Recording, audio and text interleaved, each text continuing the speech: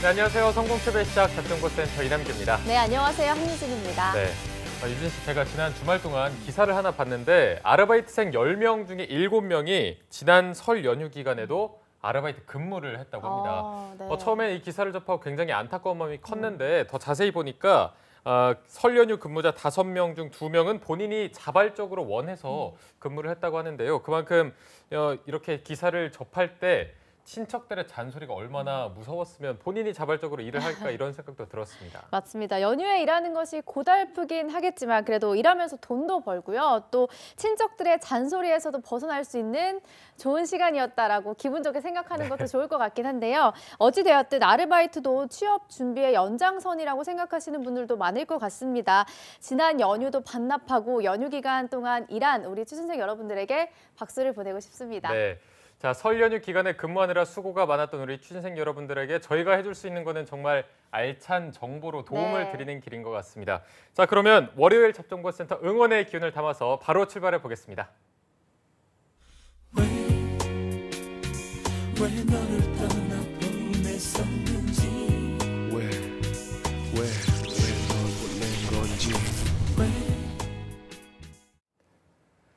네, 답답하고 막막한 취업의 길 지원한 기업에서는 탈락 통보만 할 뿐 그 누구도 탈락한 이유에 대해서 알려주질 않습니다. 네, 아무도 얘기해주지 않아서 추측만 무석했던 나의 탈락 원인을 밝혀드리고요. 2019년도 상반기 공채 합격의 길까지 쭉 함께하는 취준생 구제 프로젝트 왜 떨어졌나 시간입니다. 네, 저희가 지난주에는 한 주 쉬어가고 또 오랜만에 찾아뵙게 됐는데 오늘은 스펙 점검 그리고 지원 전략을 살펴보는 날입니다. 시원시원한 취업 전략을 해드려야 되는데 이분이 나온 만큼 또 기대가 되는 것 같습니다. 더 빅스터디의 이건 강사님과 함께하겠습니다. 안녕하세요. 안녕하세요. 안녕하세요. 네, 반갑습니다. 선생님 굉장히 오랜만에 뵙는 것 같습니다. 오랜만입니다. 저희가 네. 설날 때 방송으로 보긴 했지만 활약이 대단하셨습니다. 감사합니다. 혹시 연휴 때 그 방송 보셨나요? 보다가 보다가 끝까지 못 보는. 끝까지 못 봤습니다. 왜요? 제 모습을 그렇게 보니까 또 부끄럽더라고요. 또 네, 혹시 한편으로는. 주변에서 뭐 봤다 이런 연락이 안 왔나요? 일단은 마멘토님한테 네. 바로 연락이 오더라고요. 일단 아. 빨리 TV를 틀어라. 그래가지고 지금 실시간으로 한다. 보고 예, 마 교수님. 마 교수님께서 마 교수님. 그리고 제가 또 방송 끝까지 저는 굉장히 열심히 봤거든요. 근데 건쌤이 되게 진행을 잘하시더라고요. 잘하시더라고요. 마쌤과 함께 둘이 네. 근데 옆에서 보고 배운 거 그대로 따라한 네. 것뿐인데 그렇게 오늘은 좋게 저랑 봐주셔서. 자리를 바꿔서 한번 그러면 거기까지는 제가 조금만요. 고맙습니다. 저도 말해놓고 약간 일자리가 위협이 돼서 그럼 바로 또 시작을 네. 해보도록 하겠습니다. 자, 오늘 또 저희가 오랜만에 새로운 취업 주인공을 만나봐야 될 텐데 인생 터닝 포인트를 맞이하게 될 벌써 10번째 주인공입니다. 바로 만나보도록 하겠습니다. 취업준비생 백승인 씨 모셔보겠습니다. 안녕하세요. 어서 오십시오. 네, 반갑습니다. 네, 해외파라고 들었는데 이번 왜 떨어졌나 시즌5의 10번째 네. 주인공이십니다. 카메라 보시고 자기소개 한번 부탁드립니다. 안녕하십니까. 스토니브룩대 보건과학과를 졸업한 백승인이라고 합니다. 네, 스토니 브룩대. 제가 처음 들어본 대학교라서 저도요. 일단 외국에 있는 것 같습니다. 네. 자, 일단 굉장히 방송에 나와서 이렇게 본인의 스펙을 공개하고 컨설팅을 받는 게 조금 용기가 필요했을 텐데 이렇게 방송에 나오게 된 계기나 이유가 따로 있을까요? 우선 잡정보센터만큼 확실하고 전문적인 컨설팅 기회를 받을 곳이 없다고 생각해서 지원하게 됐습니다. 네, 오. 약간 한글에서도 스웩이 느껴지는 그 유학파의 그 영어 스웩이 좀 느껴지는 것 같습니다. 왜 그렇게 생각하셨는지 여쭤봐도 될까요? 우선 이제 방송에서 직접 상담 받는다면 제가 더 자극받고 준비해서 이번 상반기에는 이제 최종 합격할 수 있다고 해서 지원했습니다. 네.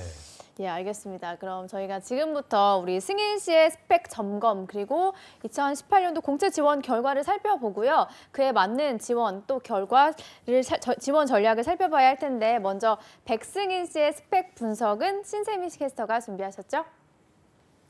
네, 왜 떨어졌나 시즌5 10번째 주인공 백승인 학생의 스펙과 공채 지원 결과 함께 살펴보도록 하겠습니다. 네, 앞서 봤듯이 해외파입니다. 스토니브룩대학교 보건학과를 졸업을 했고요. 학점은 3.37, 편입 후에는 2.77 학점 가지고 있고요. 어학으로는 토익이 965점, 스피킹은 레벨 6 보유하고 있습니다. 네, 대외 활동 살펴보겠습니다. 한국보건복지인력개발원에서 강의를 수료를 했는데요. GMP 규정 및 품질관리 개론을 수료를 했고요. 메디톡스 PV팀에서 2018년 10월부터 12월까지 임상시험 사무 보조 업무를 담당하기도 했습니다. 그리고 한국식품안전관리인증원에서는 식품안전교육 운영 그리고 교육 만족도 조사 관리를 한 경험을 가지고 있습니다. 네, 이번 하반기 공채 지원 결과 보겠습니다. 총 11곳의 기업에 지원을 했었는데요. 보면은 식품업계와 보건업계에 집중을 한 모습을 볼 수가 있습니다. 신세계푸드 경영 지원의 직무에 지원을 했지만 1차 면접에서 아쉽게 탈락을 했고요. 그리고 오리온 생산품질, 현대그린푸드 해외 영업, 아워홈 구매 직무에 지원을 했지만 서류 탈락의 고배를 마셔야 했습니다. 그리고 분당 서울대병원 사무 직무에 지원을 했는데요. 아쉽게 3차에서 탈락을 했고요.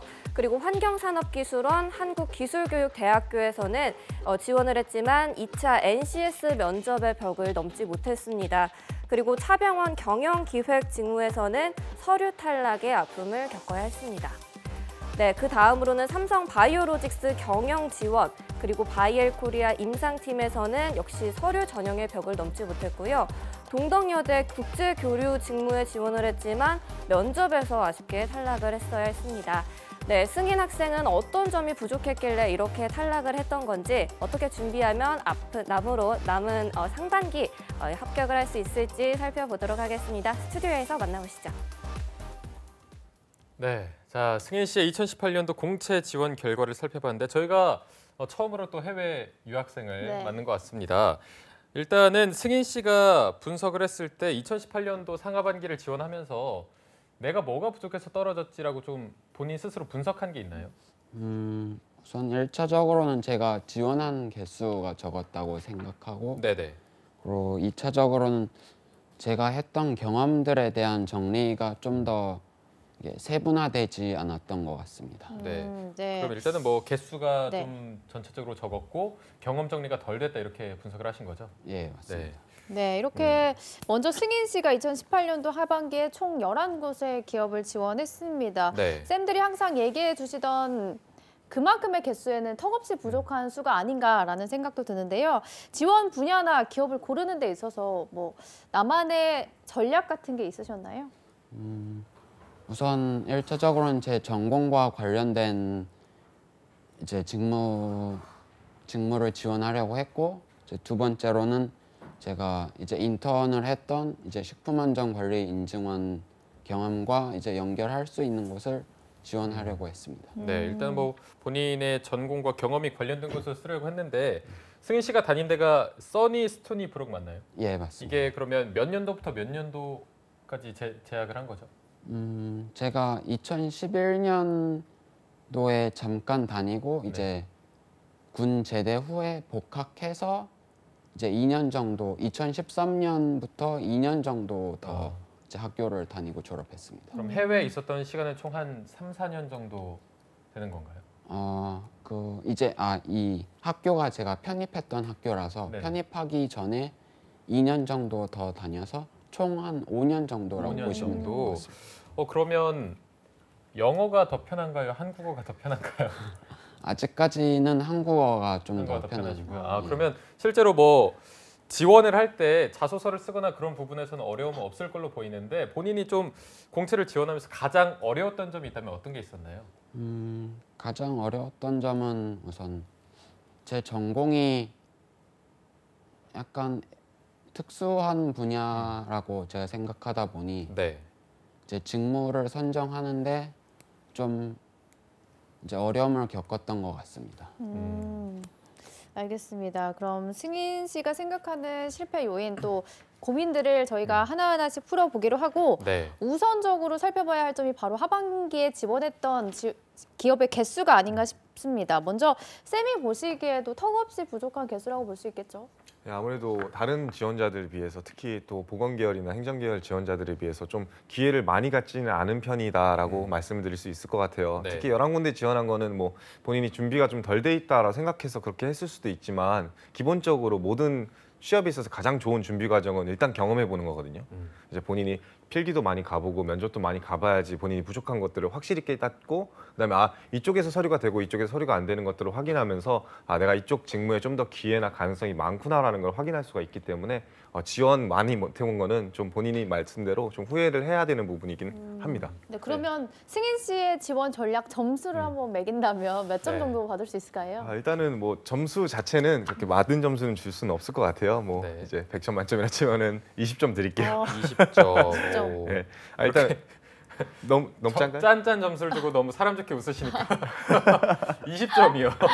머쓱하게 이제 네. 20점 얘기하는데 그거는 제가 뭐 지원이 잘못됐다 이런 얘기를 하는 게 아니라 좀 동기부여를 해드리고 싶어요. 이번 상반기 때는 정말 10군데만 지원해가지고 후회하지 말고 최대한 많이 지원하자는 생각을 했으면 좋겠습니다. 다만 그래도 점수를 20점 준 거는 그 이제 많이 지원 안 해서지만 실질적으로 지원 전략 점수를 그냥 따로 준다고 한다면 그거는 80점 이상이라고 드리고 싶어요. 일단은 지원했던 회사들이나 그 라인들 같은 경우에는 어느 정도 본인이 그래도 일치성이나 획일성을 갖고 있어요. 그게 뭐 잘못됐다는 거 아니에요. 기본적으로 보건 계열이나 이런 것들을 중점으로 잡아놓고 본인이 유리할 수 있는 해외대 출신이기 때문에 유리할 수 있는 해외 쪽이라든지 그런 연관된 국제교류라든지 이런 데 지원을 병행하고 나아가서 보건이나 행정 쪽이랑 연관될 수 있을 만한 건강이라든지 아니면 제약 쪽으로도 같이 지원하려고 했던 거 그렇게 세 가지 트랙을 한 번에 잡으려고 했던 노력도는 어느 정도 그것도 유관성이 있는 거거든요. 그런 부분은 굉장히 높은 점수를 주고 싶고 옳은 전략이었다고 말씀드리고 싶어요. 네. 그런데 아까 승인 씨의 고민 중 하나가 전공 분야가 이제 보건학과이다 보니까 쓸 수 있는 기업이 좀 제한적이고 한정적인 부분이 있어서 그게 좀 어려웠다 이렇게 네. 말씀을 해주셨거든요. 그러면 이 전공을 포함해서 승인 씨의 스펙 전반을 평가해 보자면 어느 편이라고 보면 될까요? 일단은 보건이나 행정 사무 분야로 간다고 하는 지원자보다는 사실은 좀 스펙이 떨어지는 건 사실이에요. 왜냐하면은 보건 행정을 한다 그러면 보건 쪽에 특화가 돼 있다고 한다면 예를 들면 임상 쪽이라든지 이쪽으로 지원할 수가 있겠죠. 네. 근데 실제 임상병리나 이쪽을 지원하고 있는 친구들에 비해서 본인이 경쟁력을 갖고 있는 부분이 있나요? 있다고 생각해요? 그런 부분에선 제가 전문 이런 자격증이 없기 때문에 그쵸. 경쟁력은 네. 좀 없다고 생각합니다. 그런 게 또 아주 아쉬운 부분이고요. 또 해외 영업이라든지 국제 교류를 지원하는 친구들 같은 경우 영어나 제2외국어를 굉장히 잘하겠죠.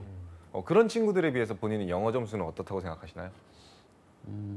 우선 기본적으로 이제 커트라인은 넘었다고 생각하지만 이제 워낙 해외대 이제 출신이 많다 보니 그것도 제가 압도적인 경쟁력이라고는 생각하지 않습니다. 그렇죠. 네. 그리고 행정 분야도 마찬가지거든요. 그래 어느 정도 그래 본인이 경영이라든지 이런 분야도 공부를 했던 거를 제가 과목 수강 같은 걸 보면서 확인할 수는 있었어요. 근데 그런 부분이 또 그냥 이제 경영학과를 지원했던 나왔던 친구라든지 관련돼 가지고 인턴을 했던 경험을 했던 친구들에 비해서는 또 살짝은 부족한 게 사실이거든요. 그래서 모든 스펙들이 그래도 골고루 갖춰져 있는 건 맞지만 이렇다 할 만한 차별성을 갖고 있다고 생각할 수는 없어요. 그런 부분이 정말 아쉬운 스펙이지 않을까 싶습니다. 알겠습니다. 네, 알겠습니다. 먼저 승인 씨 혹시 나이가 올해 어떻게 되시죠?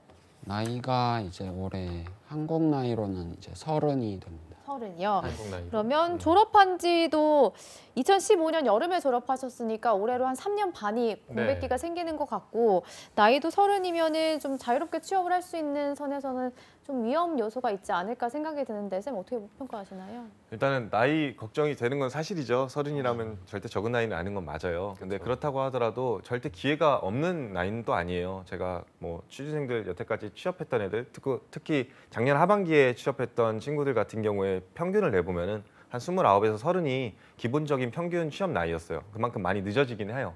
하지만 그렇다고 하더라도 맹신해가지고 사기업만 지원하겠다 이렇게 하면 좀 안 될 위험성이 있는 거는 사실이거든요. 그래서 지금 공기업도 지원을 했었던 거를 확인할 수가 있었어요. 기본적으로 한국식품안전관리인증원에서 인턴했던 것도 있지만 그 관련해 가지고는 어디였죠? 죄송합니다. 잠시만요. 한국 산업기술원 이런 네, 데도 산업기술원도 있었고, 공기업인가요? 네, 공기업이고 그리고 기술교육대학교 이런 데들도 지원을 했었고 네네. 동경여대도 사실상 뭐 이제 학교다 보니까 그런 데도 지원했었거든요. 근데 그걸 지원했던 것들이 대부분 다 그래도 어느 정도 자기가 좀 부족하지 않을까 좀 나이가 좀 찼으니까 좀 유리한 대로 지원해야 되지 않을까 이런 생각을 했었던 거로 보이거든요. 네. 그래서 앞으로도 그런 지원 전략은 계속해서 가져가는 게 맞다고 말씀드리고 싶어요. 네, 일단은 공기업 지원도 함께 해나가는 게 옳다 이렇게 네, 맞습니다. 정리해 주셨는데 저희가 이제 본격적으로 조금 솔루션을 하나하나씩 제공을 해야 될 것 같습니다. 먼저 이제 승인 씨가 전략적으로 어떤 기업과 어떤 직무를 공략을 해야 여태까지는 보건 쪽만 조금 집중해서 한 것 같은데 좀 더 넓힐 필요가 있을까요? 어떻게 지원하는 게 좋을까요? 결론부터 얘기하면 넓힐 필요는 있는 거는 사실입니다. 일단 공기업을 포커스를 둔 상태에서 해외 영업이라든지 다른 분야도 지원하는 것이 맞는데 네. 근데 그러기 위해서는 일단 기본적인 전제 조건으로 어느 정도의 스펙을 쌓아놓는 건 우선순위가 돼야 돼요. 제가 지금 모든 스펙 중에 가장 아쉬운 부분이 사실은 영어예요. 네. 본인이 해외대 출신인데 그렇죠. 그렇죠? 5년이나 체류를 했으면은 사실은 그 기업 입장에서 기대하는 거 1순위는요. 일단은 언어예요. 그렇지 않겠어요? 근데 본인이 생각했을 때 해외대 출신인 자가 뭐 토익이 960이 절대 낮은 점수는 아니지만 토스 같은 경우 레벨 6라고 한다면은 약간 문제가 있는 건 사실이거든요. 어떻게 생각하세요? 예, 저도 좀 레벨을 높일 필요가 있다고 생각합니다. 이게 그렇죠. 토익 준비를 본인이 학원을 다니면서 하고 시험을 본 건가요? 아니면 그냥 한번 봤는데 이 점수가 나온 건가요? 그냥 이제 한번 본 점수. 심심해서 한번 봤는데 6. 근데 이 정도면 조금 공부하면 바로 오르지 않을까요? 그렇죠. 그래서 일단은 이 상태로 지금 가지고 있는 것 자체가 아무래도 이걸 그냥 납두자 이런 생각으로 갖고 있을까 봐 네. 저는 우려돼서 말씀을 아, 드린 네. 거예요. 왜냐하면 하반기가 지난 지 벌써 지금 2월이면 굉장히 많은 시간이 지났는데도 불구하고 아직까지도 레벨 6로 남겨놨다는 거는 매주 시험이 있는 시험인데도 불구하고 좀 더 열심히 노력하라는 의미에서 말씀을 드리는 거예요. 그래서 토스라든지 토익 점수를 좀 올려놓고 놔야지. 물론 해외대 출신 같은 경우에는 영어 점수 기재 안 하고 제출하고 지원할 수 있는 데들도 있어요. 근데 안 그런 곳들도 많단 말이에요. 그럼 기본적으로 비교가 될 수밖에 없어요. 얘는 해외대인데 국내에 있는 애들보다 토익 점수가 낮네, 토스 점수가 낮네. 그럼 영어가 메리트가 아니네. 그럼 더 이상 볼 필요가 없는 지원자가 될 수가 있거든요. 그래서 이제 기본적으로 토스부터 올리는 것을 추천드리고요. 네. 그렇게 토스를 올리고 나면은 자연스럽게 해외 영업이라든지 해외 교류 파트 이쪽으로 지원하는 것들도 충분히 경쟁력이 생길 거라고 저는 확신해요. 네. 네. 그리고 저희가 앞서 지난 금요일에 어벤져스 특집 때도 이 이야기를 다뤘었는데 토익보다는 토스가 훨씬 더 경쟁력이 있다고 하더라고요. 그래서 제 생각에도 빨리 레벨 7으로 올리시는 게 좋을 것 같다는 생각이 듭니다.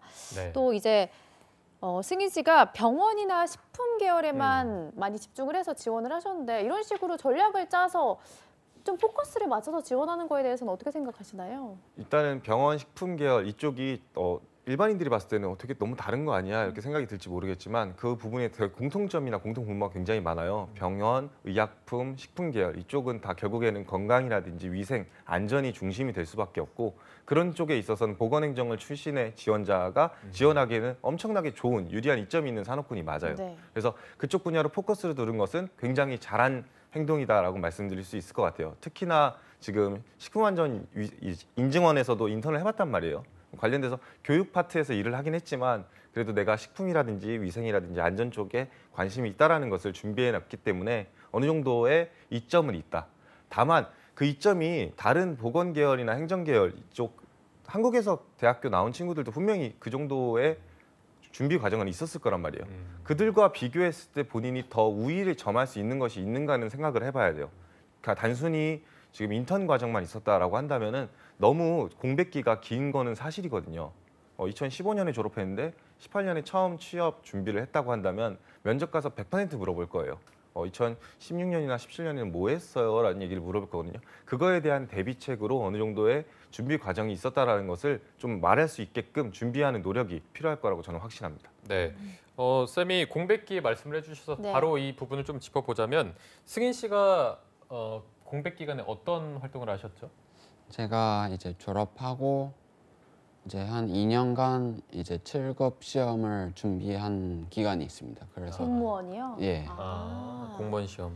그러면 이 부분은 당연히 어디 기업의 면접장에 가서도 나올 질문인 것 같은데 네. 혹시 공무원 시험을 준비했다라고 말을 하면 정말 안 된다고 들었거든요.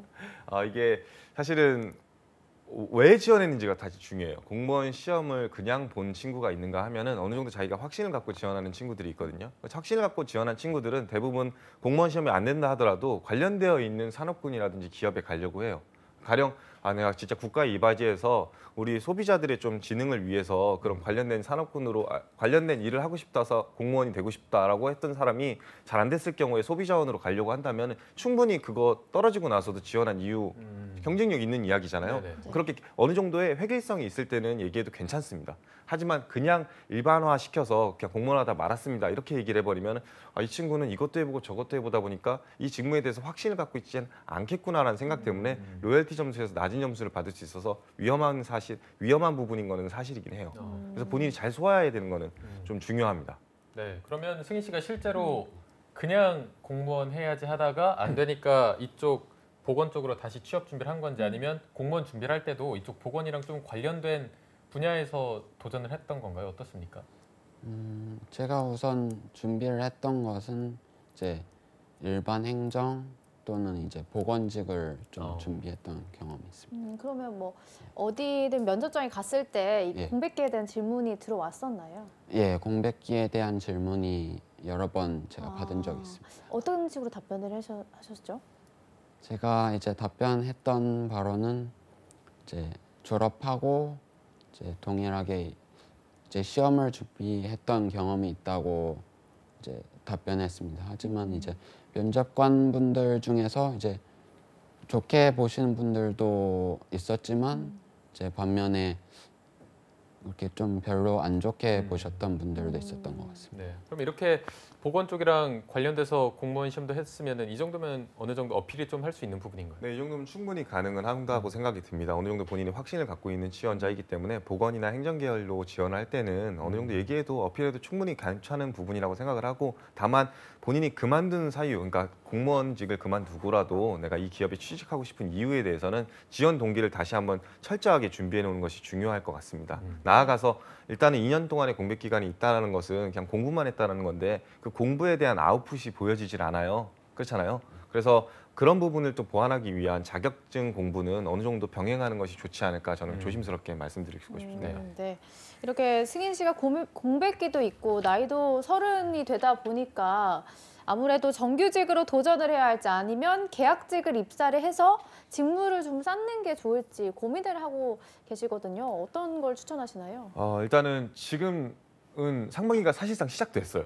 그렇죠? 이제 뭐 설도 끝났고 바로 15일부터는 이제 어느 정도 공기업들도 공채가 시작되고요. 네. 이런 것은 지원을 해야 되는데 이 와중에 계약직을 들어가게 되면은 가장 큰 문제가 발생하는 게 계약직은 일을 시키기 위해서 뽑는 거잖아요. 근데 만약에 본인이 계약직을 하고 있는데 뭐 6개월이나 1년 하고 있어요. 그럼 면접이 잡혔다고 칩시다. 갈 수 있을까요? 보내줄까요? 기본적으로. 쉽게 보내주지 않을 것 같습니다. 그렇죠. 말은 할 수 있을까요? 본인은 일하려고 뽑힌 사람인데 네. 저 면접 보러 다닐게요라고 하는 게 가능하지는 않단 말이에요. 그럼 오히려 계약직이라는 거 하는 것도 결국에는 정규직으로 가기 위한 코스로서 본인이 하게 될 텐데 그것이 오히려 본인이 정규직으로 가기 위한 발목을 잡을 수 있는 요소가 될 수 있다고 저는 생각을 들어요. 지금 나이가 조금 적은 분들이라고 한다면은 계약직 해가지고 본인이 좀 직무에 대한 확신을 갖고 스펙도 쌓으라는 얘기를 할 수 있겠지만 지금 어느 정도 나이가 차이 있는 상태에서 계약직까지 하게 될 경우에는 오히려 상반기 공채나 하반기 공채를 놓칠 가능성도 있기 때문에 저는 조금은 반대 의견 드리고 싶어요. 네. 다만 지금 공채를 하다가 이제 한 4월, 5월쯤 됐을 때 인턴을 다시 한번 지원해보고 병행하는 거는 괜찮다고 생각을 합니다. 인턴은 기간도 짧을 뿐더러 인턴 자체의 목적 자체가 배우려고 하는 거고 기업에서도 어느 정도 면접을 간다라고 한다면은 용인해주는 모습을 보이고 있기 때문에 그런 부분을 적극적으로 활용하는 것이 좋지 않을까 저는 조심스럽게 얘기하고 싶습니다. 네, 일단은 이번 상반기 공채에 조금 더 집중을 해라 네, 이런 맞습니다. 말씀이시죠. 그러면 아까 이제 말씀해 주셨던 부분이 어학 성적을 일단 토스를 빨리 올려야 되고 자격증도 어느 정도 확보하는 게 좋다고 하셨는데 이렇게 스펙적으로 조금 보완할 부분이 있다면 조금만 더 구체적으로 말씀을 해주시죠. 네, 일단은 뭐 앞서 말했듯이 영어 점수를 일단 1차적으로 1순위로 올렸으면 좋겠습니다. 왜냐하면은 이제 2월이고 3월에 이제 완전히 상반기 공채가 시작돼요. 근데 그때까지 뭐 다른 것들을 다 취득하거나 경험을 쌓는다는 건 사실상 불가능하잖아요. 그래서 상반기를 들어가기 위해서는 일단은 미리미리 할 수 있는 거, 지금이라도 할 수 있는 거. 토익 점수, 토스 점수 같은 경우에는 매주 시험이 있고 시험을 봐서 응시를 해서 결과를 금방 받을 수 있기 때문에 영어 점수부터 일단 올리라고 하고 싶어요. 그렇게 되면은 자연스럽게 뭐 바이올로직스나 이런 데서 서류 안 됐던 것들도 어느 정도 경쟁력을 확보할 수 있을 거고 그 대학교에 국제교류나 이런 데 지원했던 것들도 어느 정도 또 스펙적으로도 좀 좋은 점수를 받을 수 있을 거라고 저는 생각을 해요. 다만 이제 그것만 했을 경우에는 작년 하반기랑 올해 상반기랑 바뀐 거는 영어 점수밖에 없잖아요. 그렇게 됐을 경우에 솔직히 자기소개서를 열심히 쓰고 뭐 내일이랑 모레 이제 면접 컨설팅이나 자소 컨설팅을 받으면서 좀 더 좋아지겠지만 본인이 바뀐 게 없는 상태로 그냥 상반기를 돌입하는 거나 사실 다르진 않거든요. 근데 만약에 만에 하나라도 우리는 변수를 생각해야 되는 게 상반기가 안 됐을 경우도 생각을 해봐야 돼요. 근데 그렇게 안 됐을 때 하반기로 들어간다고 치면은 지금 또 하반기가 바뀐 게 없으면 안 된다고 저는 생각을 하거든요. 그렇기 위해서라도 지금 자격증 공부도 슬슬 병행하시는 것을 추천드려요. 이제 기사 자격 같은 경우에는 5월이나 6월쯤에 있으니까 물론 공채가 끝나가는 시점에 시험이 있긴 하지만 그걸 어느 정도 병행해 놨을 때 만약에 상반기 공채가 안 된다 할지라도 하반기 때 써먹을 수 있는 자격증이 생길 수가 있어요. 무슨 얘기인지 아시겠죠? 예. 그래서 그거를 좀 집중을 했으면 좋겠고 다만 뭐 상반기 공채를 그렇다고 해서 포기하라는 얘기는 절대 아니니까 두 개를 병행했으면 좋겠어요. 본인이 노력도가 좀 더 있어야 돼요. 10군데 지원하는 거 저희 학생 같았으면은 정말 많이 혼났을 거예요. 네, 그 이상의 노력을 보여주셨으면 좋겠습니다. 자격증 공부 그리고 공채 지원 병행했으면 좋겠습니다. 알겠습니다. 그러면 승인 씨가 실제로 이제 상반기, 하반기가 끝나고 상반기가 지금 벌써 시작이 됐는데 한 12월부터 1월, 2월 이 정도까지 어떤 준비를 해오셨나요? 실질적으로? 실질적으로는 이제 토익 스피킹을 제가 한번 더 신청해서 봤습니다. 아직 결과는 아직 이제 나오지 않은 네네. 상태이고요. 그리고 이제 제가 이제 좀 더 이제 자소서에 쓸 소재가 좀 더 필요하다고 생각해서 이제 며칠 단위로 잠깐 단기 알바 같은 경험을 했습니다. 단기 알바 같은 거. 그런데 공기업을 또 지난 하반기에 했었는데 NCS에서 탈락을 했거든요. 예. 실제로 이 NCS 풀어보니까 어땠나요? CS가 생각보다 시간이 많이 좀 부족했던 것 같습니다.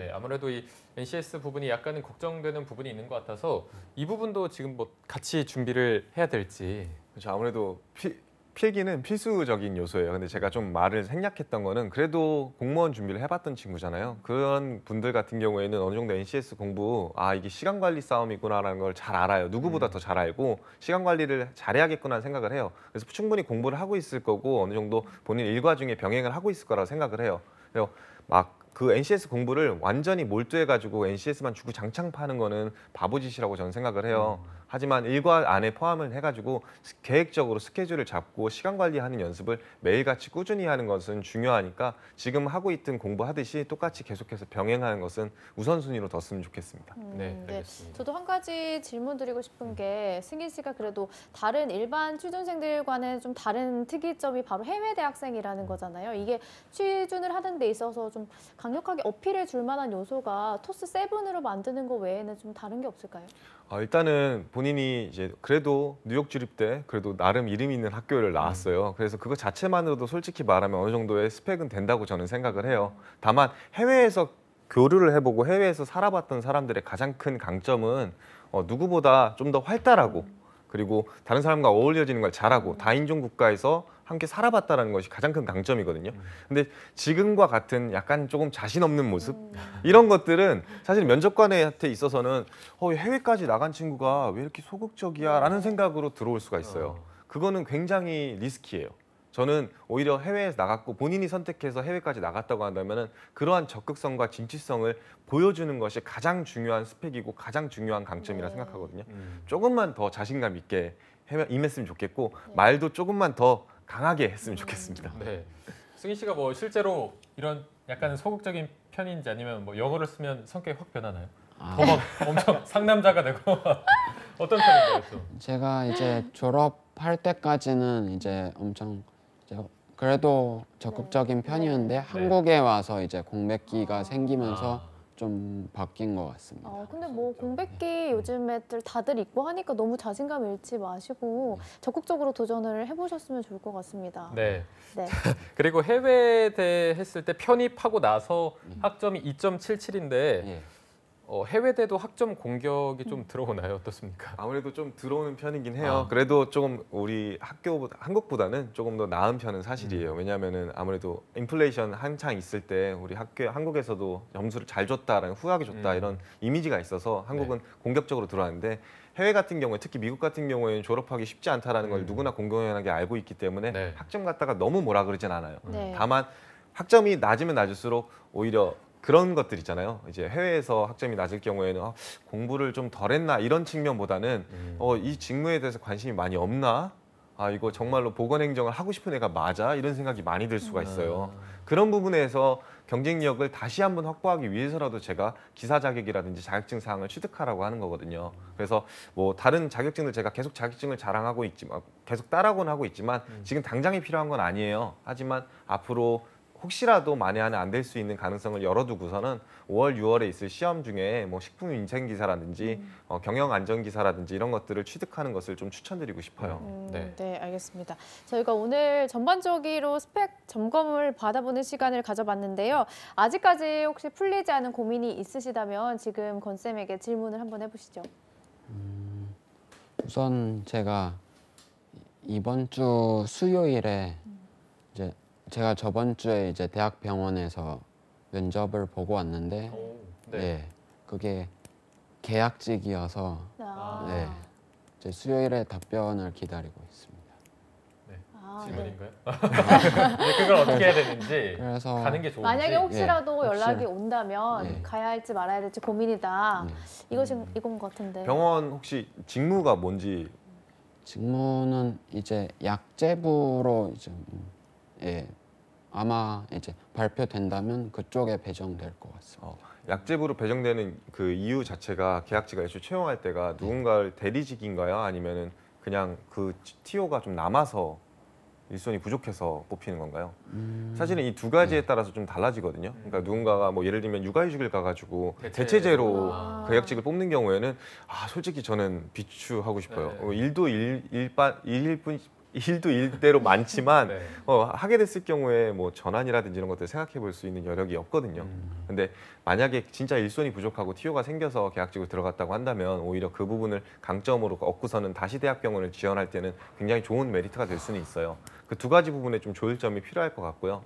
그리고 이번 상반기에 만약에 그 대학병원에 계약직으로 들어갔다고 한다면 내가 이번에 다 놓치고 이거를 스펙으로 삼아서 나중에 병원이라든지 아니면 공기업으로 갈 때 좀 더 늦게 가더라도 상관이 없을까를 스스로 한번 되물었으면 좋겠어요. 안 그러면은 그 기간이 본인한테는 굉장히 고통스러운 기간이 될 수밖에 없거든요. 그렇게 멘탈 관리가 안 됐을 경우에는 저는 굳이 가지 않는 것이 옳지 않나. 너무 스펙만 바라보다가 정작 평생 직장으로 가질 수 있을 그런 회사들에 대한 대비가 좀 부족해지지 않을까라는 걱정이 될 수 있어요. 네. 네. 어느 정도 좀 해소가 되셨나요? 예, 네, 혹시 뭐 또 추가로 궁금한 게 있다면 지금 여쭤보셔도 됩니다. 우선 이제 자세하게 알려주셔서 이제 제가 궁금했던 것에 대해서는 이제 많이 풀린 것 같습니다. 네, 알겠습니다. 그러면 이제 추가로 질문하실 건 없으신 거죠? 예, 알겠습니다. 자, 그러면 이건 쌤이 마지막으로 승인 씨한테 당부하고 싶은 한마디가 있다면 어떤 게 있을까요? 일단은 자기소개서도 좀 읽어봤는데 네. 사실은 자기소개서는 제가 이 자리에서 하는 얘기는 아닌 것 같아서 내일 좀 더 많이 집중해서 많이 들었으면 약간 좋겠고 폭탄 돌리기 이런 건가요? 약간 아니면 짧게 해주셔도 괜찮을 것 같습니다. 그거를 다 전달해놨어요. 아, 그래요? 내일 오시는 분에게 전달을 해놨습니다. 알겠습니다. 그래서 이 얘기 꼭 해달라 얘기를 했으니까 내일 꼭 집중해서 들었으면 어떤 분인지 좋겠고요. 좀 예상이 가네. 그러게요. 네. 그 다음에 이제 그 나머지 필기 싸움. 사실은 이제 지금 병행해야 되는 것은 필기 플러스 영어거든요. 근데 영어 점수는 이제 시험을 봤다고 하니까 영어 빨리 취득했으면 좋겠고 나머지는 필기 싸움. 지금 필기 때문에 떨어진 거 너무 아쉽잖아요. 그렇죠. 절대 그러지 않았으면 좋겠으니까 필기 공부 철저히 했었으면 좋겠고 그와 병행해서 지원 많이 해라.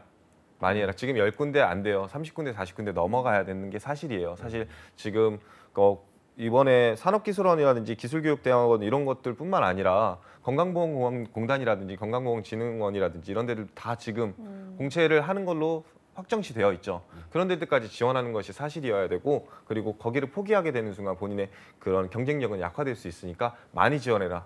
그게 마지막 제가 말씀드리고 싶은 거고 그리고 자격증 같은 경우에는 뭐 여러 가지들이 있겠지만 품질경영기사, 식품기사, 산업안전기사, 산업위생관리기사 이런 것들이 있거든요. 만약에 모르시겠으면 제가 끝나고 나서라도 말씀을 드릴 테니까 어느 정도 기사 자격도 조금은 병행했으면 좋겠다. 이렇게 정리해드리고 싶습니다. 네. 네, 알겠습니다. 네, 승희 씨 오늘 첫 방송이었는데 뭐 많이 해소가 되셨는지 모르겠습니다. 한번 방송 소감을 들어볼게요.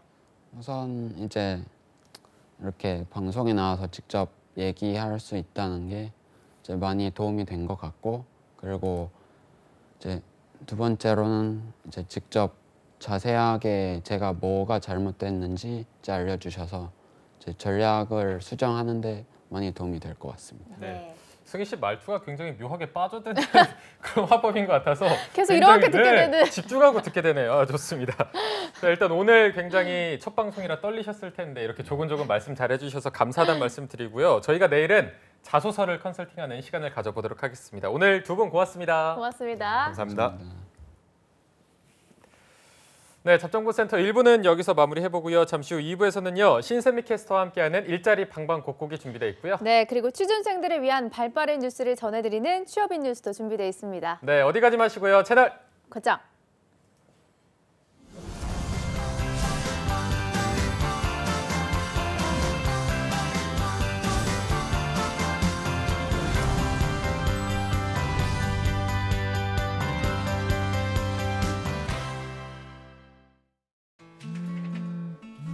몸이 안 좋아져서 당분간 민준이 봐주는 게 힘들 것 같아. 갑작스레 찾아오는 일상의 순간들. 일도 가정도 함께 지켜낼 수는 없을까요? 시간 선택제로 당신의 일상을 잠시 전환하세요. 육아 분담으로 맞벌이 부부의 부담은 덜어주며 업무 시간 능률은 높여주고 가족과 함께 시간을 보낸 뒤 6개월 후 다시 일상으로의 전환. 가족의 일상을 지켜주는 시간 선택제. 고용노동부가 함께합니다.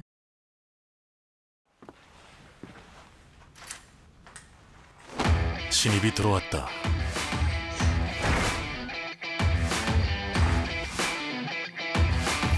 궁금하다. 기대된다. 결국 해냈다.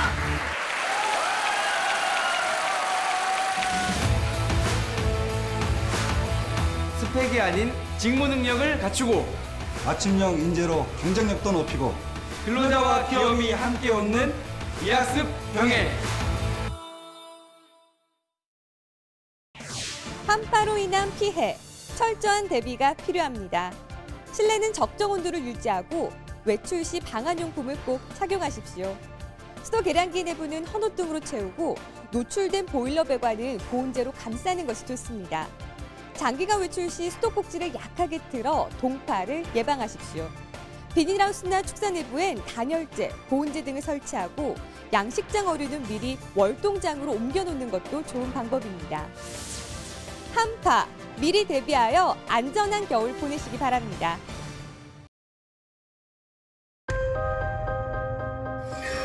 우리가 1년에 사용하는 일회용 컵 약 260억 개. 플라스틱 컵이 분해되는 시간 최소 500년. 지구도 한 번 쓰고 버리실 건가요? 늦지 않았습니다. 일회용품 줄이기, 나부터 시작입니다. 한국 직업 방송을 보면 취업이 보입니다.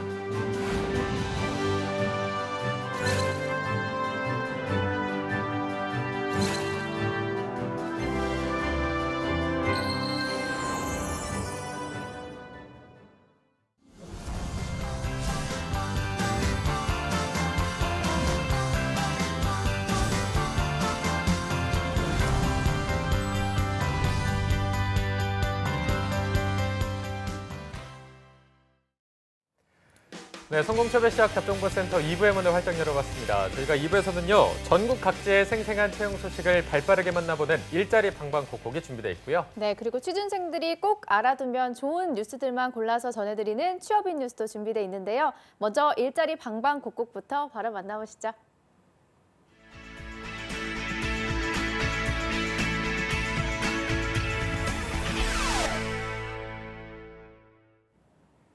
네, 매일매일 전국 각지의 생생한 채용 정보를 알아보는 일자리 방방곡곡. 오늘은 월요일인 만큼 김건우 주무관님이 계시는 광주로 가보겠습니다. 주무관님 안녕하세요. 네, 안녕하세요. 광주 고용복지 플러센터 김건우 주무관입니다. 네, 주무관님 오늘 준비된 채용 소식 알려주시죠. 네, 첫 번째 전남 지역 일자리 소개해드리겠습니다. 전남 나주시에 위치하고 있는 토목건축 전문업체인 남양건설 주식사입니다. 건축 및 토목 현장 안전관리 하실 신입 및 경력직 직원 3명 모집합니다. 지원 자격은 학력과 경력 모두 무관합니다. 건설 안전 산업기사, 산업안전 산업기사 자격증 소지자 우대합니다. 급여는 신입 기준 연봉 3,400원으로 시작하고 경력에 따라 차등 지급되며 면접 후 협의 가능하며 접수 마감은 2019년 2월 말일까지입니다. 접수 방법은 이력서, 자기소개서, 졸업 및 경력증명서 등을 준비하셔서 이메일로 접수하시면 됩니다. 네, 건축 및 토목 현장 안전관리자 3명을 채용하고 있습니다. 학력과 경력이 무관한 구직건이니까요. 관심 있는 분들의 많은 지원 바라겠습니다. 주무관님 바로 다음 소식도 알려주시죠. 네, 두 번째 소식은 취업특강 소식 준비했습니다. 광주 고용복지 플러스센터에서는 지역 구직자들의 취업을 위해 취업 성공에 필요한 노하우를 알기 쉽게 알려주는 취업특강 프로그램을 제공합니다. 2019년 3월 초 일정 알려드리겠습니다. 3월 4일 신용관리 및 해고의 제한과 과제, 3월 11일 산업안전보건교육 및 일자리를 위한 나만의 전략 등을 각각 운영할 계획입니다. 프로그램은 오후 1시 30분부터 5시 30분까지 광주 고용센터 9층 취업특강실에서 진행됩니다. 참여를 희망하는 구직자분들은 일정을 참고하셔서 미리 워크넷을 통해 신청하거나 고용센터를 직접 방문하여 접수하셔야 합니다. 프로그램에 관련한 궁금한 사항은 국번 없이 1350번으로 연락하시면 됩니다. 네, 취준생 여러분들을 위해서 다양한 취업 프로그램을 준비했다고 합니다. 많은 관심과 참여 바라겠습니다. 주무관님 오랜만에 뵙는데요. 설날 잘 보내셨나요? 설 명절 너무 많이 먹어서 살이 좀 쪘습니다. 다이어트가 새해 목표셨는데. 맞아요. 네, 다시 그러면 다이어트 열심히 하셔야 될 것 같습니다. 네, 감사합니다. 네, 오늘 소식 고맙습니다. 네, 감사합니다. 네, 다음으로 경기도로 연결해 보겠습니다. 성남고용센터의 이은경 주무관님 안녕하세요. 네, 안녕하세요. 성남고용복지플러스센터 인경 주무관입니다. 네, 주무관님 설 연휴 잘 보내셨죠? 네, 잘 보내고 왔습니다. 네, 알겠습니다. 새해 복 많이 받으시고요. 네, 새해 복 많이 받으시고요. 오늘 준비한 네네. 채용 소식 알려주시죠. 네, 오늘 준비한 성남 지역 일자리 정보를 소개해드리겠습니다. 먼저 소개해드릴 기업은 세무법인 다솔이라는 기업입니다. 세무법인 다솔은 기장 및 불복 신고 관련해서 국선 세무 대리하는 기업이고요. 성남시 중원구 금강동에 위치하고 있습니다. 이번에 모집하는 분야는 세무회계사무원 2명을 모집하고 있습니다. 기장 대리 업무, 그다음에 세무 업무 전반을 담당하게 됩니다. 경력 및 학력은 무관하고요. 컴퓨터 활용 능력 우수자를 우대하고 있습니다. 근무 조건은 주 5일 근무고요. 급여는 월 175만 원부터 시작해서 최대 300만 원까지 면접 후에 결정이 됩니다. 모집 기간은 채용시까지고요. 지원을 희망하시는 분들은 이력서와 자기소개서를 방문하셔서 접수하시거나 또는 담당자 이메일로 접수하시면 됩니다. 네, 세무회계 사무원 2명을 채용하고 있습니다. 학력과 경력이 모두 무관한 구인건인데요. 채용 시 마감되기 때문에 관심 있는 분들은 빠르게 지원하시기 바랍니다. 주무관님 바로 다음 소식도 알려주시죠. 네, 두 번째로 준비한 소식은요. 저희 성남고용센터에서 운영하고 있는 프로그램 소식을 전해드리겠습니다. 저희 성남고용센터에서는 매주 금요일 오전 10시부터 3시간 동안 구직자분들이 취업 준비를 하는데 실질적인 도움을 드리기 위해서 매회 20명 내의 소규모 인원이 참여하는 단기 집단 상담 프로그램을 운영하고 있습니다. 2월 일정을 소개해드릴게요. 일단 이번 주 금요일인 2월 15일에는 면접 기술 습득하기를 주제로 진행이 되고요. 다음 주인 2월 22일 금요일에는 취업 전략 세우기를 주제로 진행이 됩니다. 또 이와 별도로 화요일과 수요일에는 오후 4시 30분부터 1시간 30분 동안 특강도 실시하고 있습니다. 2월 일정을 소개해드리면 2월 10일 화요일에는 개인의 신용관리, 2월 13일 수요일 취업에 성공하는 구직 전략, 또 2월 20일 수요일은 대인관계 능력 향상, 2월 26일 화요일에는 여성과 주부를 위한 취업 특강, 2월 27일 수요일에는 국민연금과 노후생활 등의 다양한 주제로 특강을 실시하고 있습니다. 이러한 프로그램에 참여를 원하시는 분들은 미리 워크넷을 통해서 접수하시거나 또는 방문해서 그 성남고용센터에 오셔가지고 접수하신 후에 참여가 가능합니다. 이런 프로그램과 관련한 자세한 내용은 국번 없이 1350번으로 연락하시면 상세하게 안내 받으실 수 있습니다.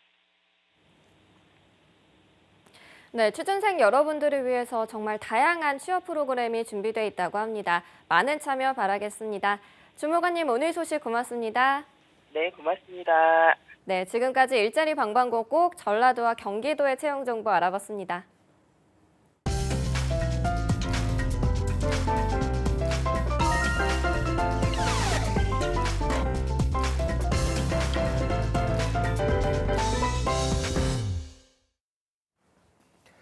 네, 이어서 구직자들이 꼭 알아야 할 소식들을 발빠르게 전해드리는 시간입니다. 취업인 뉴스 시간입니다. 네, 오늘 수고해 주실 잡정보 2부의 도우미 바로 예서 신세미 캐스터와 함께하겠습니다. 어서 오세요. 안녕하십니까. 이렇게 또 공손하게 인사를.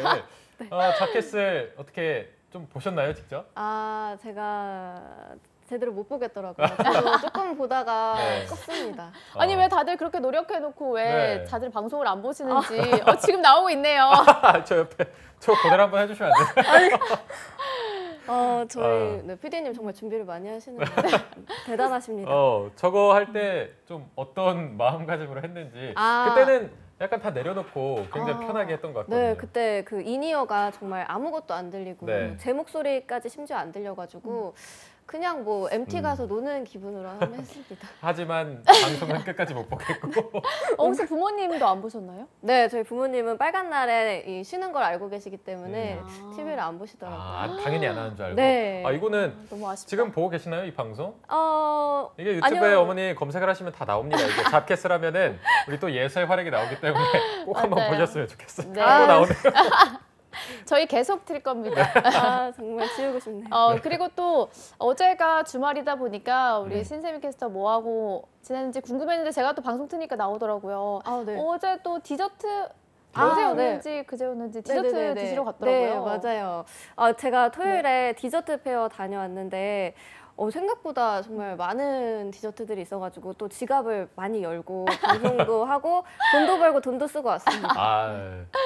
저희 거는 어디 이따 대기실 가면 마련이 돼 있는 건가요? 그게 유통기한이 그게 좀 그래가지고 제가 하루밖에 안 되나요? 준비를 못했는데.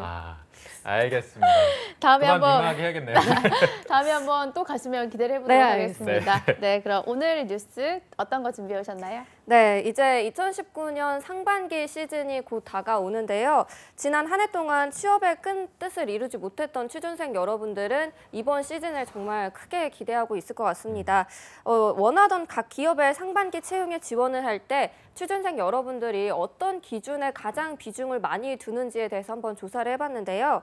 한 취업포털 사이트에서 2019년 상반기 채용 시즌을 두고 구직자 1,574명을 대상으로 설문조사를 진행한 내용이 있어서 오늘 이에 대해서 한번 얘기를 나눠볼까 합니다. 네, 알겠습니다. 자, 그러면 어떤 기준에 가장 비중을 두고 지원을 하겠다고 대답을 했나요? 네, 먼저 입사 시 가장 중요하게 고려를 하는 직장 선택 기준에 대해서는 그 결과는 만족스러운 급여 및 보상 제도를 뜻하는 연봉이 총 19%의 득표로 1위에 꼽혔습니다. 네, 2위는 업무뿐 아니라 삶을 위한 가치를 존중하는 사내 분위기를 원하는 취준생들이 많아짐에 따라서 워라벨이 16%의 근소한 차이로 2위에 올랐고요. 이어서는 우수한 복리후생, 성장, 개발 가능성과 비전, 고용 안정성과 관심 직무 순으로 직장 선택의 기준이 나뉘었습니다. 연봉이 아무래도 생활과 직결되는 부분이기 때문에 1위로 선택된 거는 정말 당연한 결과라고 생각하고 또 2위인 워라벨도 최근 들어 연봉 수준이 미치지 못하다 보니까 이 워라벨을 추구하는 학생들도 정말 많다고 들었거든요. 많은 취준생들이 이렇게 선택한 거에 대해서는 어찌 보면 당연한 이유가 아닐까 싶습니다. 네, 당연한 이유로 보이는데요.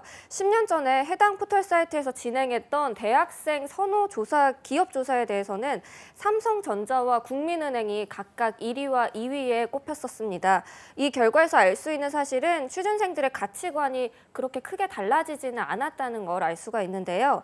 당시에도 만족스러운 급여와 보상 제도가 주된 선택으로 이어졌었기 때문입니다.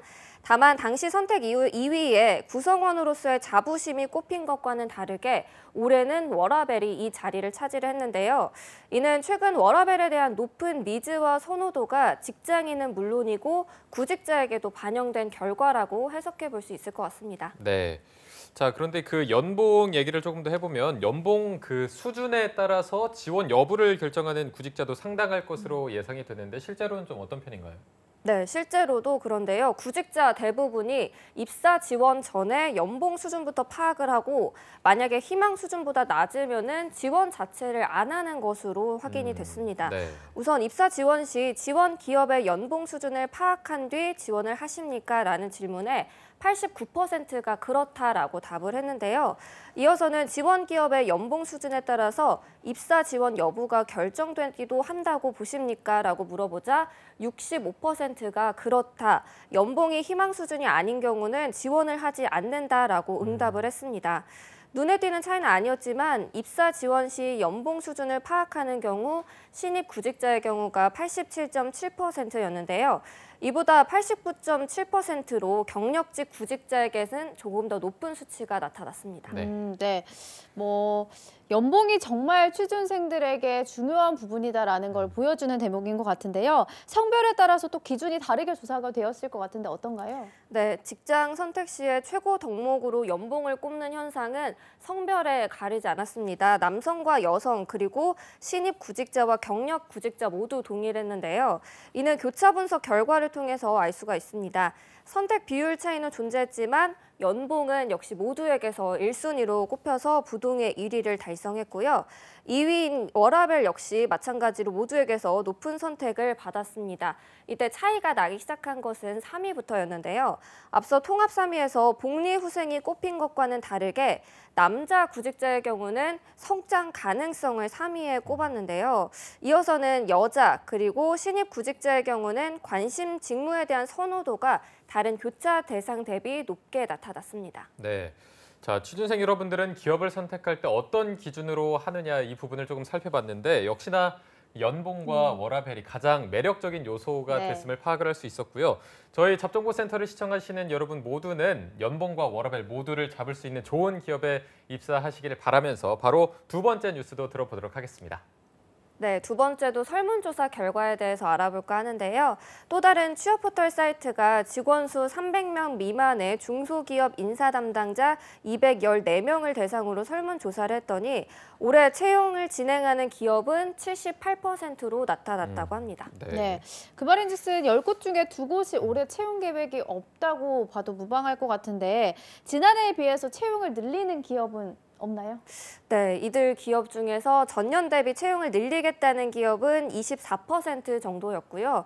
41.9%는 지난해와 동일한 규모의 채용을 계획을 했고 34.1%는 전년 대비 조금 줄어든 채용을 할 계획이라고 밝혔습니다. 참고로 채용하는 인력들의 고용 형태를 보면 정규직만 채용한다는 기업은 46.1%였고요. 정규직과 비정규직을 모두 채용하겠다라는 기업은 43.1%로 비슷했습니다.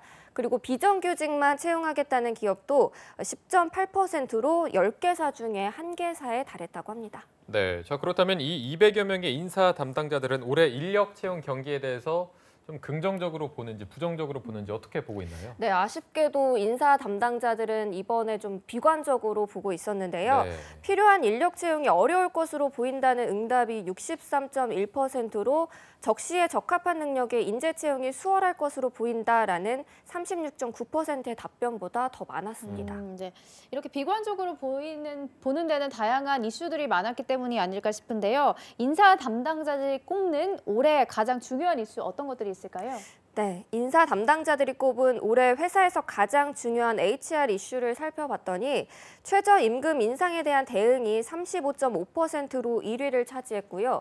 2위는 저성장기 조직 및 직원 관리로 10.3%, 이어서는 신규 일자리 창출과 고령화 인력 증가에 따른 대응, 그리고 밀레니얼 세대 등장으로 인한 기업 문화 변화, 인구 절벽으로 인한 인력 부족, 그리고 4차 산업혁명에 따른 일자리 변화 등이 뒤를 이었습니다. 이 외에도 비정규직 이슈 대응, 그리고 직무 기반의 인사제도 도입, 노사관계 변화 이슈, HR 부서의 디지털화 등도 의견들이 이었습니다. 네, 아까 말씀해드렸던 중소기업 10곳 중에 채용 계획이 없는 2곳은 이 최대 이슈로 꼽히는 최저임금이 좀 많은 영향을 끼치지 않았을까 이렇게 예상이 되고요. 저희가 이렇게 이슈들을 짚어보다 보니까 지난 한 해 채용 시장에서 또 가장 핫했던 것 중 하나가 AI 채용 아니었겠습니까? 맞습니다. 그래서 2019년에도 이 중소기업도 AI 면접이나 이런 AI 채용을 도입할 계획인지 어떤 편인가요? 네, 그거에 대해서도 설문조사가 있었는데요. 올해 AI 채용 시스템 도입 여부에 대해서 질문을 해봤더니 72.9%가 아직은 도입 계획이 없다고 응답을 했습니다. 이어서 도입 예정이다라는 답변은 20.1%, 이미 도입했다는 7% 수는 것으로 알 수 있었는데요. AI 면접에 이어서 블라인드 채용 도입에 대해서도 조사를 해봤습니다. 이 블라인드 채용을 도입하고 있는 중소기업들은 16.8%였고요. 도입할 예정이다 24.3%, 아직은 도입할 계획이 없다는 58.9%로 상대적으로 공기업이나 대기업들에 비해서 블라인드 채용 도입이 좀 저조한 것으로 나타났습니다. 네, 정말 아직까지는 중소기업이 블라인드 채용에 있어서 소극적인 모습을 보이고 있는 것 같은데 요즘 일하기 좋은 중소기업들이 취준생들에게 있어서 나날이 인기가 높아지고 있잖아요. 네. 때문에 취업시장에서 중소기업이 조금 더 활발한 모습을 기대해봐도 좋을 것 같습니다. 네. 신세미께서는 이런 중소기업의 모습 어떻게 바라보시나요? 네, 아직 중소기업은 좀 시스템적으로나 환경적으로 도입하기 어려운 것은 어쩔 수가 없는 건 사실인 것 같은데요. 근데 앞서 첫 번째 뉴스에서 연봉이 10년 전과 지금과 똑같이 부동의 1위로 이 기업 선택에 있어서 1위를 꼽혔다는 게 참 저희가 뭐 히든 챔피언스 리그를 하면서도 느끼지만 연봉이 얼마나 중요한지 알 수 있었던 것 같습니다. 네. 자, 그리고 마지막으로 이제 또 설 연휴가 끝나고 취준생들이 이때쯤 약간 마음 갈피를 잘 못 잡거든요. 그런 분들을 위해서 응원의 한마디 좀 부탁드리겠습니다. 네, 여러분 이제 상반기가 정말 코앞으로 다가왔는데요. 빠른 분들은 벌써부터 시작을 하고 있을 것 같습니다. 저희 이 왜 떨어졌나 보면은 현재도 많은 분들이 준비를 하고 있고 뭐 합격하는 사례도 있지만 상반기 앞서서 저희 방송 보시면서 계속해서 같이 준비해 나가면서 이번 상반기 때는 꼭 합격의 문을 넘도록 하도록 해봅시다. 네. 힘이 안 날 때는 유튜브에 잡캐스를 치셔서 저희의 활약을 보시면 조금이나마 좀 웃음이 나지 않을까 기대를 해보겠습니다. 자, 오늘 취업인 뉴스 신세미 캐스터 응원과 함께 마무리해보도록 하겠습니다. 오늘 고맙습니다. 네, 저희는 내일 오전 10시에 고맙습니다. 네. 자, 잡정보센터 오늘 준비한 내용은 여기까지고요. 내일도 취준생 구제 프로젝트 왜 떨어졌나 시즌5는 계속됩니다. 네, 저희는 내일 오전 10시에 웃는 얼굴로 찾아뵙겠습니다. 여러분 고맙습니다. 고맙습니다.